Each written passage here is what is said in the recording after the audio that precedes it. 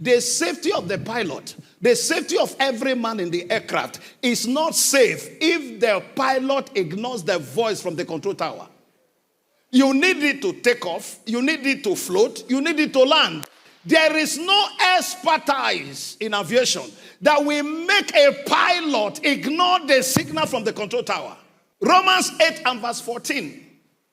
As many that are led by the Spirit of God are the sons of God. So the proof of your sonship is submission to his leading. If he's not leading you, you are not his son. You are going to America to start a church. Is that his plan? Are you fulfilling his will, or you are copying another man's program? In 1 Corinthians 14 and verse 10, every voice we hear leaves us with impact. There are, it may be, so many kind of voices in the world, and none of them is without significant. Abraham yielded to Sarah. The crisis is still with us today. Eve submitted to the voice of the serpent. Wow. Look at the crisis that it brought to mankind. Samson submitted to Delilah. He ended up in disaster.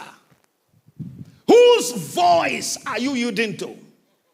And hear this.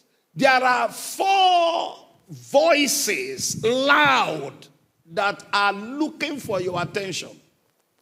Number 1 is the voice of men. Everybody in your life has an opinion. Your wife has an opinion. Your husband has an opinion. The pastors in your church have an opinion.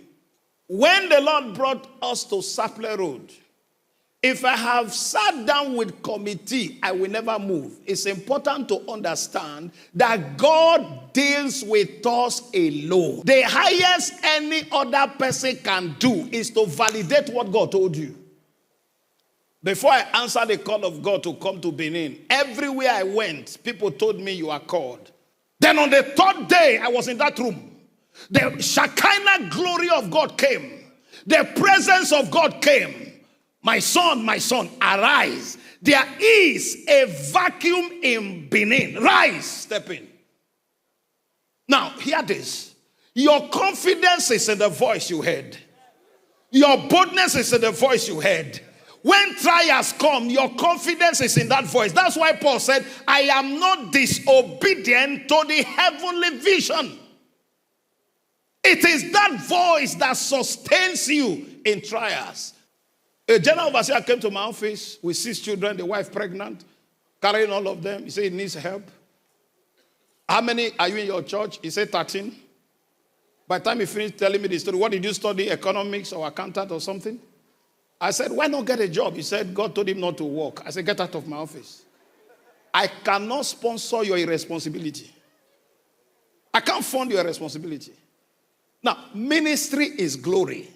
No man taketh this honor unto himself. When you find yourself writing letters to local government, soliciting for funds, getting angry with people who have not given you money, check, you are not called.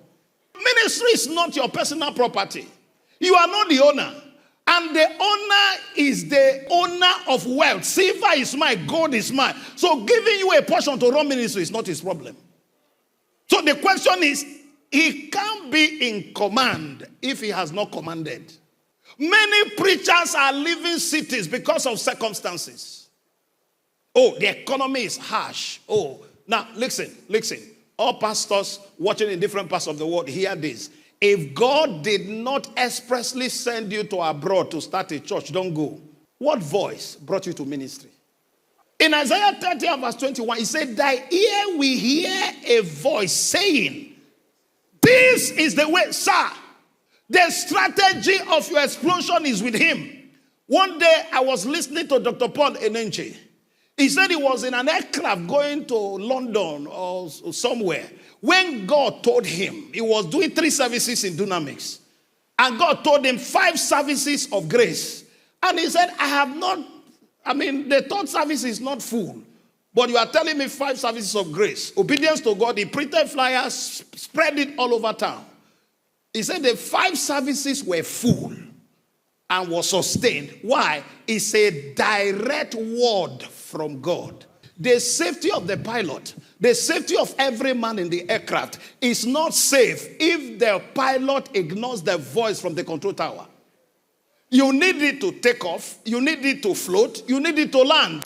There is no expertise in aviation that will make a pilot ignore the signal from the control tower. Who cleared you to fly, sir? Heaven and Earth Bible Breakthrough Church. Who cleared you? Every voice from God is accompanied by grace. Now, many Nigerians are stranded in Canada, stranded in America, Houston, New York, stranded in London because of greener pasture. In Genesis chapter 12, Abraham, diaspora. In Genesis 26, 1-3, God said to Isaac, don't travel, don't move. Your blessing is not abroad, but above. He said, sojourn in this land. Hey, no matter how beautiful Canada, New York, and these countries are, if your destiny is not there, you will be trapped. Staying abroad because of documentation, if it's not an express voice of God, it's waste of generational oil. As long as you can travel, you don't need those stress in your life. I have UK 10 years. I have America 5 years. I have all kinds of visa. Is heaven not enough citizenship for you? Don't position your life based on the rating of men. I am an American citizen, so what? I am a British citizen, so what? It doesn't impart on your calling if you don't have impact. I was traveling many years ago to London, and I stopped over by my friend's house in Lagos. He brought some fine suit. Today, I can buy factory of those suits. He said, this suit is like this amount. Now you are an international preacher. You need to wear them. When you come back, you pay. I have not preached. You have packed suits and given me. So when I come back from the UK, I will not come and pay for borrowed suit. He said, are the suits not fine? I said they are fine, but I can't afford it now. What is the pride of telling people you can't afford it? What is the pride? 13 years ago, a group of men came from America, preached in our old church, and said, Osazuwa, you are due for consecration of bishop. We are going to come with our college of frustrated bishops and all of them. And we'll give you our regalia and all of them. And I said to them, I have somewhere I'm going. I'm not part of this. So I would have been maybe an archbishop now. Title without mantle is frustration. Now listen, you know what confused Moses? When he saw the burning bush, he thought it was a ministry. Until he met Pharaoh. Because what happened to us? We mistake our encounter for a crisis-free ministry. Your encounter is so fresh, so real, so you just come out. You want to do ministry. When Moses went to Egypt, they resisted him. Even the people he was to save are not willing to follow him. Staying abroad because of documentation, if it's not an express voice of God, it's waste of generational oil. As long as you can travel, you don't need those stress in your life. Parents, hear me. It's not a breakthrough to train your children abroad. It's not a proof of status. By the time they get to these countries where the moral had collapsed, where the systems have collapsed, and they start putting on earring, telling you, yeah, man, no, sir, no, sir, no, sir, no, sir, no, sir. It's not, why are you killing yourself to look for school fees? Where you have Covenant University, you have good schools here.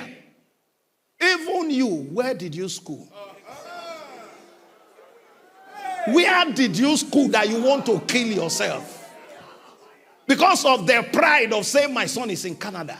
My daughter is in New York schooling. My child is in Britain schooling. Hey, If God did not send you to UK, you won't be okay. Oh. You can be in Spain and feel pain. Oh.